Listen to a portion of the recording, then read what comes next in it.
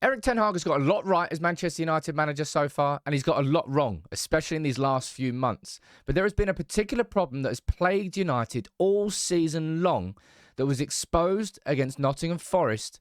And Ten Hag, you have to do something about it or you're just going to get yourself sacked. And I'm not talking about Mainoo and McTominay and that strange substitution in isolation. Let me explain it in this video. You can let me know what you think about all the problems at United right now. Ineos, yeah, your to-do list when you come in is serious. Very serious. Now, of course, that substitution there has to, in my opinion, be the first talking point for us today in reaction to that game. I said it at the time, I said it's one of the strangest substitutions I've seen unless Mainoo is injured. This is what Erik Ten Hag said after the game. He said he played the third game in a row in this week. That's tough where he's coming from. I thought the energy was a little bit lower in the last two games this week. Therefore, we brought some new energy in. Now, I understand that. Manchester United should not be relying on an 18-year-old breakthrough midfielder to run the midfield on his own in the Premier League in an isolated number 6 role. No club in the Premier League should be doing that, let alone Manchester United. But you know what I found interesting in reaction to this yesterday? That quote there about him not having energy and Ten Hag saying he had no regrets in making that substitution. Take a look at this. The same press conference covered by two different journalists. And this is why I push... I'm so... I don't know the right way to describe it. But I try and explain to you all how important it is which journalists you listen to and how they speak. Rhetoric is important. Samuel Lutker saying Ten Hag's Mainoo removal was tactical. Says he has no regrets about the decision. The exact same quote covered by Carl Anker. In today's press conference, Ten Hag explained he removed Mainoo at halftime as a teenager had played twice this week and felt his energy levels were a little low.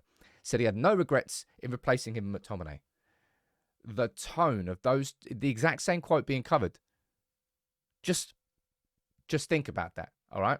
But in terms of that actual substitution, it was baffling from Ten Hag until you look at the bench and you think, right, okay, so who's he going to bring on? Right, he's going to bring on Dan Gore, who's played 4 minutes in the Premier League for Manchester United. Or he's going to bring on Hannibal, who is not a defensive midfielder for Manchester United. I mean, Hannibal and McTominay, I suppose, are quite similar in that sense. The Hannibal one's a bit strange. I've no idea why he's just disappeared. But the issue for me yesterday, the bigger issue, right, was this. It was in reaction to this quote from Ten Hag. He was asked about McTominay, said McTominay brought energy. I think the second half was much better on our side. The first goal, when you analyse it well, has nothing to do with the midfield. The second goal came from poor communication. And I don't know whether Erik Ten Hag's just taking the piss here, or whether Erik Ten Hag is just looking at a game totally different to me. But, and I'm sorry to have to do this to you, because you're probably not going to enjoy, well, the next couple of minutes are just going to make you angry. But those goals that we saw United concede against Forest are just the latest examples of a problem which has plagued us all season long. Let's rewind to the Arsenal game, for example. Martin Odegaard arriving on the edge of the box in acres of space because nobody is tracking his man. Arsenal score. Danny Welbeck drifts into the middle. Scott McTominay not tracking his man. Goal for Brighton. Similar situation. Is that João Pedro? I don't know. Who cares? Brighton on the edge of the box. Bruno, nobody tracking his man. You see a repeated pattern here. Let's continue this really fun game. Bayern Munich. Is that Gnabry? Who cares? Bayern Munich. How you can have that much space in the middle of the penalty area is just ridiculous. Nobody tracking his man. Galatasaray. Now, this is Casemiro. I'm not saying this is all on McTominay, by the way. This is what I mean. This is the midfield setup, right? And that's the bigger problem. Casemiro not tracking his man. Galatasaray score. And Nottingham Forest. Scott McTominay not holding his position on the edge of the box, not tracking his man. Morgan Gibbs White on the edge of the box. McTominay's decided to go over there and mark Diogo Dalot for some reason. Not tracking his man. Do you see where I'm getting at with this issue here? And this is why that McTominay and Mainoo substitution for me was so frustrating. I understand if Erik Ten Hag looked at that bench and goes, right, so if Mainoo's not having the best game, I think Mainoo might have lost all of his duels in that first half. He didn't quite look as impressive, but positionally, he held himself. He may not have been as influential, but his presence was felt. And that's why Nottingham Forest weren't able to attack us in front of our own box. That's why they're kind of going wide. However, you put Scott McTominay in that same position. These two here. McTominay just doesn't have, and this isn't, I was thinking about this before I was going to do this video, right? I can't begrudge McTominay for training well and for building up trust with the manager to the point where he's just going to put him in that position. And I'm sure he tells Ten Hag that he can do it. But he cannot, Erik. He cannot hold that position. You know how hard that position is in football? It's easily the hardest in the modern game.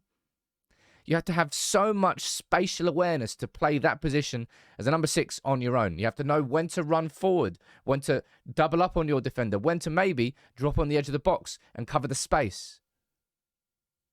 And because Mainoo was going off, Erik Ten Hag, what he should have done, and goes, right, okay, so to negate for that problem now that we're going to have, Christian, you sit in front of the defence with Scott McTominay in a double pivot, and Bruno, you go as the isolated number 8, number 10. That way, we're going to have two players in Eriksen and McTominay who can't really play that position on their own, but together should probably be able to cover that space. But instead, Ten Hag went gung-ho, and we overcommitted. And that's why that second goal came in. Overcommitting on a counter-attack, a defensive midfielder not holding his position, not tracking his man. Problems, problems, problems. When you've got a play like this is the thing.